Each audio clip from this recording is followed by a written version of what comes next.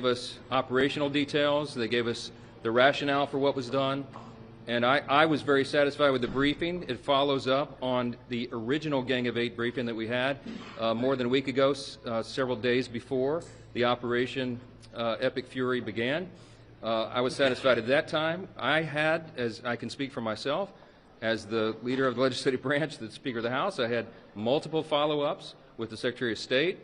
I spoke with the President about it multiple times, and that was in advance of the operation, and we knew what was happening. I think there are two critical points that I just want to emphasize, the non-classified summary of what has happened here. First of all, to me, the most critical point is that this was a defensive measure, a defensive operation. And why is that? I took some notes, and this is not classified, so I'll tell you what I think is important. Israel was determined to act in their own defense here, with or without American support. Why? Because Israel faced what they deemed to be an existential threat.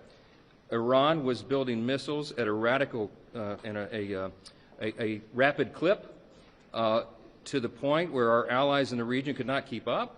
As you know, Iran has long vowed to take out Israel, wipe it off the map, and they have long seen that as a critical threat to their very existence. Because Israel was determined to act, with or without the U.S., our Commander-in-Chief and the administration and the officials I just named had a very difficult decision to make. They had to evaluate the threats to the U.S., to our troops, to our installations, to our assets in the region and beyond. And they determined, because of the exquisite intelligence that we had, that if Israel fired upon Iran and took action against Iran to take out the missiles, then they would have immediately retaliated against U.S. personnel and assets. We have troops in harm's way, and we have many Americans in the region, and that was of great concern. If we had waited for all of those eventualities to take place, the consequences of inaction on our part could have been devastating. We don't know at what magnitude, but you can assume, because it is common sense, that if Iran had begun to fire all of their missile arsenal, short and mid-range missiles, at our personnel and our assets and our installations, we would have suffered staggering losses. And if we had waited to respond before acting first, then those losses would have been far greater than if we had done what we did. That was their decision. I can guarantee you this: if we had not acted, if the President, the Commander-in-Chief, had not acted as he did, those same officials would have been hauled in here by members of Congress and asked them why in the world they waited if they had exquisite intelligence, knowing that that would happen, that we would suffer such staggering losses. Why did they not act to prevent it? So I am convinced that they did the right thing. There's another critical point. What were the objectives? The objectives for our Operation Epic Fury, I am convinced, because I've now been to multiple briefings and I've understood the point of this, the objective was not regime change. The objective was to take out those missiles, the short and mid-range missiles, and their ability to produce them. We did that. That was objective number one. Objective number two was to eliminate their naval capabilities, destroy those and the missiles. And we are well on our way to accomplishing that mission. That is why I think the President has said, in his own words, the Commander-in-Chief has said this is going to be a operation that's short in duration. We certainly hope that's true. We pray for our troops and all those in harm's way, our allies as well. I am encouraged that our NATO allies are standing with us. The Arab states are largely standing with us, publicly, certainly privately. Iran was a great threat to everybody in the region and everybody in the world because it was an evil regime. The Ayatollah is no more. That was not the mission of the U.S. to go in and take out the regime, but that happened, and in my estimation, that is a great development for freedom-loving people around the world. Go ahead, Rahim. Sorry, Speaker. Yes. Do you guys discuss the need for a supplemental to get some new munitions and other things that our military might need? It was brought up in discussion. There are more details to be determined, of course. It depends upon how long the operation goes and what the need is. But our appropriators certainly asked that question, but I think there'll be some time before we can put a final number on it. Speaker, is there at any point you think